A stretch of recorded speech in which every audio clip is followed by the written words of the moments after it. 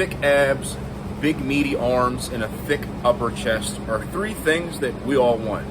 I know a lot of y'all are on that upper chest grind. That was me the past year or so. But one thing I'll say is the past year, my upper chest has come up a lot. And that's not because of anything that is just common knowledge, right? You know, it's obvious that incline bench works the upper pecs. We all know that. I'm not here to tell you something you already know. I want to talk about something underrated that you can do to make any exercise you like an upper chest biased motion. As well, I want to give you all a free program by the end of this, and then a few exercises, for instance, that I like to use, cool little ways that you can do them and how to include them in your program. It is colder than the other side of the pillow out here. I have a whiteboard drawing. We're going to talk a little bit back in there. We're going to come back outside and then finish up. I'll see y'all there. All right, howdy fellas, we are back inside. I went ahead and took the liberty of preparing a whiteboard presentation for y'all, just to break down Barney style every little bit of mechanics that you're gonna need to know and understand when you wanna train your upper pecs, and then turn any chest pressing motion, for the most part, into a good upper pec exercise. So first and foremost, we need to address why incline bench may or may not be a good move for you, and why flat bench particularly is not a good upper pec movement for most people. And that's not because these movements are intrinsically good or bad for your upper pecs. It's all coming down to how much you arch. Here's the thing with upper pecs. They're not gonna get worked necessarily because you're benching at an incline. So we'll explain this in a second, but we wanna qualify that statement first. Your upper pecs work the best when your arms are aligned with where the pec fibers are at. So that's just the giga-brain way of saying, where your arms, when you reach them straight out to bench like that, and your back is flat, that is targeting your upper pec fibers the most. But when you arch, it comes down to where now you're targeting more lower pecs. And that's what this humongous sword right here, Ben 10 enjoyers, check in down below. Humongous sword with the big delts and horse neck. When you have no arch, upper pec fibers are fully aligned. When you have a big arch, that's lower pecs. And if you are a fella that has no arch and you put it incline, now you're really starting to move away from working the pecs and working more shoulders. So that's what we have illustrated here. We have a fellow with a big arch, changes what muscles get worked from upper pecs to lower pecs. His upper pecs are like, if I were to draw a straight line, are like right there. And his lower pecs are what is most aligned with the weight. Now, when we correct that with an incline, now his upper pecs or more aligned. But if we take that same dude and we just take the arch away, his upper pec fibers are already aligned with the flat back bench press. But when we put him at an incline, now it's just more shoulders and the upper pecs are going that way. So you're not really aligned with the muscles. And that's all nerdy stuff that you don't need to overcomplicate, but the bigger your arch is, the more of an incline that you'll need to use. And the smaller your arch is, you're not really gonna need to use an incline at all, is what I'm saying to you. All right, so for the purposes of this video, the underrated method is just gonna be picking more flat-backed pressing variations, just because when you open up your horizons to be able to work your upper chest with flat-backed variations, you give yourself more exercise variation to work with. Opportunities multiply as they are seized. That is a great quote from Sun Tzu that I really like. And it just rings true with a lot of things in life, and especially with trainings. Now, when a lot of people think about flat-backed bench pressing, they think about injuries, just because most people don't move their scaps in a way that would prevent that. And a lot of people just think it's impossible. It's not. I made a full video demonstrating. In fact, I'm gonna stand straight up, elevate my scapula, depress my scapula, retract it and protract it while I'm standing straight up with no arch in my back. It's also possible to do that under load, because I've done that with much more weight than the average viewer can bench press right at this moment. But I still understand that not everybody has that ability to do so yet. It's just something that you have to learn how to do. Calisthenics are so much more accessible for the average person to incorporate a flat-backed press, and I'm gonna tell you why. First and foremost, no matter where you're at, you have a floor to do push-ups on. Doesn't matter if you have rings, whatever, you have a floor to do push-ups on. So there you go, it's accessible to everybody. They're also chatty looking, bro. Like, Push-ups just look cool. There's a reason why we've been using them to develop our bodies for thousands of years. They're also easy on the shoulders because most people find that it is a lot more intuitive and natural to go through those scapular mechanics that we just talked about. Also, no matter how you do them, calisthenics are just always easier on recovery than a barbell motion. So that's my case that I'm gonna make for calisthenics presses. That is the frame of mind that I want y'all to take when you start to experiment with new things. Start with the calisthenics exercises. Pay attention from a side view, where your arms are at relative to your pec fibers. Just record yourself from the side, see where your arms are at, and then just experiment with these calisthenics exercises. We're gonna go back outside to talk about 3 exercises that I really like for upper pecs and just cool little workouts that we can use. All right, fellas, we are back outside and my fiance made me put on a coat. Oh, I can't believe you went outside with a freaking stringer on. You're gonna catch a cold. I appreciate her. There's a reason why women on average have longer life expectancies, because men do things like go outside when it's 20 degrees on with the stringer on. Listen, I had to show off the merch, fellas. I'm gonna talk about 3 motions that I really like, that I use all the freaking time, why I like them, how to use them, mistakes to avoid. Now, fellas, I gotta dance with the girl that brought me here. Y'all know me to be someone that really enjoys Larsen press and feet up bench pressing.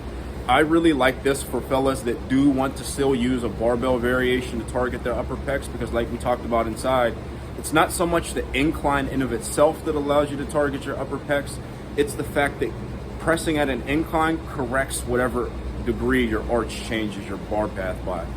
So by proxy, a flat back bench press, feet up bench or Larsen press, where you're not arching as much, is going to target your upper chest fibers a little bit better.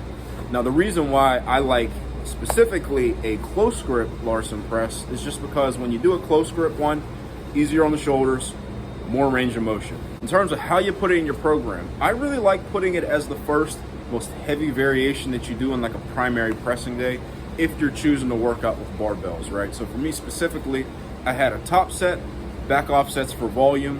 That's honestly the furthest that you need to get in terms of using like a fancy workout when you incorporate these. These are a big movement, and big movements like top sets and back offsets. Now, in terms of mistakes to avoid with the Larsen press, first and foremost, just make sure that your bench is wide enough so that you don't fall off of it. I've fallen off of a bench on a Larsen press once. One time is too many. It's because the bench was slippery. It was way too narrow. So just make sure that you have like a competition grade bench.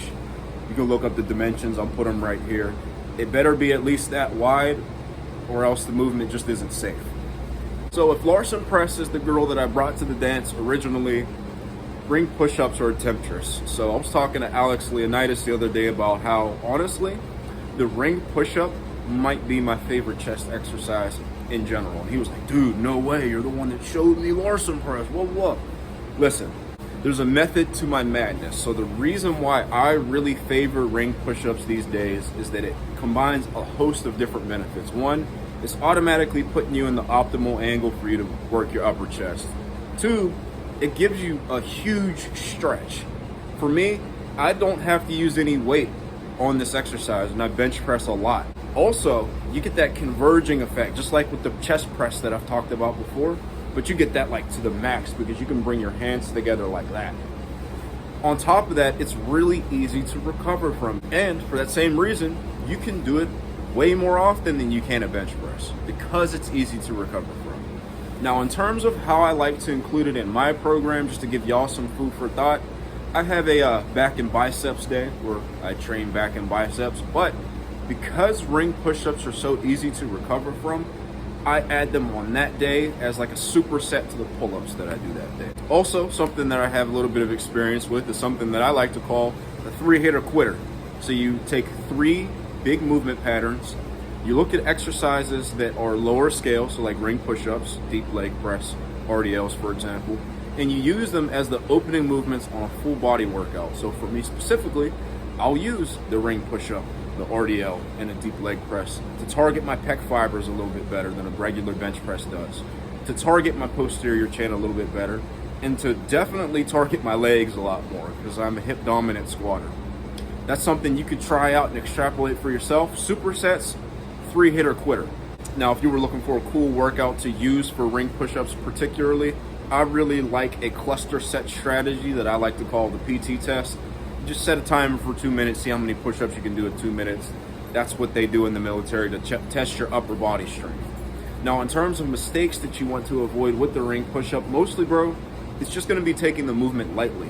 Like I said, I am very strong on a barbell. You throw me on any chest press, any weighted dip, weighted push-up, I'm strong at it. But I don't have to use very much, if any, weight on ring push-ups, and I'm only getting it for like sets of 20.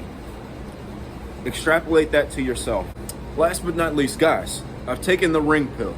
I really like rings for the upper body. I'm gonna make a full video about all my favorite ring exercises. Jeffrey made a really cool book detailing ring workouts that I really recommend y'all check out. I really like ring flies because it does allow you to isolate your chest. Josh Bryant, world-renowned powerlifting coach, don't, hear that and think that this is just a guy that coaches meatheads that are strong but they're not that big. This fella trains and coaches the most massive human beings on the planet. Shane Hutt, Tom Haviland, Julius Maddox, freaking Death Grip Derek, a host of fellas that are large and strong. Josh Bryant himself in his heyday, even to this day, is a house and a half. He's jacked out of his damn tree. He really favors Pec Flyes. Now, what limits some people's chest development mostly is how healthy their elbows are, right? So if you find that if you do too much pressing and too many press downs, and then you're not able to get a good workout for your chest because you're not able to do that much volume, a fly is like a no-brainer, bro. Now, why I really like the ring fly particularly is something very important, and it comes down to what is also the strength of the Pec Flyes and some of the benefits. It's that stretch and squeeze action that you get. A ring forces you to go through a controlled eccentric just by the nature of rings demanding more stability than a barbell or really anything else. Because it's forcing you to milk that eccentric and milk that squeeze, you're maximizing the benefits of a Pec Fly, which you can still do on a pec deck, but as we fatigue, we're naturally going to do whatever we can to get the weight up. It's just how we've evolved as human beings. But a ring does not allow you to do that, which is why I really love them, because it forces good form. Now, how do I put it in my program? Like I just said, bro, you fill in however much pressing that you can do. If you find that your chest still needs a better workout, elbows can't really do much more pressing, throw in some ring flies. Now, in terms of rep ranges and how I like to use them, just generically, something you can try, as many reps as possible. You're going to end up with higher reps. That's perfectly okay. High reps are just as valuable as lower reps for hypertrophy, as long as you're doing them to failure. And then if for some reason you're looking for like a giga workout, you can do a cluster set strategy wherein you just do 40 to 50 reps as quickly with good form as you can. Over time, you'll end up doing more reps in less time. You add a little weight to your back maybe if you're really, really strong, but I don't think that's going to be necessary. Like I said, this is more of just a finisher motion. Now, because this is a body weight exercise and you can't really reduce the resistance, something that I'm going to tell you fellas to do is practice to see what's your most comfortable form with like light dumbbells first before you get on the rings. In fact, warm up with the light dumbbells so that you can jump into the movement and get the best benefit out of it without snapping yourself up. Why you want to do this with dumbbells first, like I said, is you can't remove resistance from your body weight. You want to find that form that's comfortable on your shoulders, elbows, and your pecs, and still allows you to get that good contraction on your upper pecs. Now, if you made it to the end of the video, first and foremost, thank you. I want to reward you for your loyalty with a free workout that, like I said, is very plug and play. You can add it to whatever lower body or really upper body training that you're doing, really, and then get some juicy upper pec gains. I also hope for fellas that are really big on making their own programs that this was some food for thought to allow you to think about exercises that you can add to your training program, or ways that you could do exercises that you're performing already so that you can get more upper chest gains. Fellas, this was a really fun video to make. If you have any questions about it, please let me know. And one more thing, fellas, there's a giveaway that I'm doing for Bells of Steel next month. Be on the lookout for that. Also, our calibrated plates are on sale. Code OMNI at checkout is going to give you a discount on those. They're really sleek, fellas. The colored plates look really chatty to me personally. So if you're a fella that thinks that, they are on sale currently. Go go ahead and get some of those. I'll see y'all later.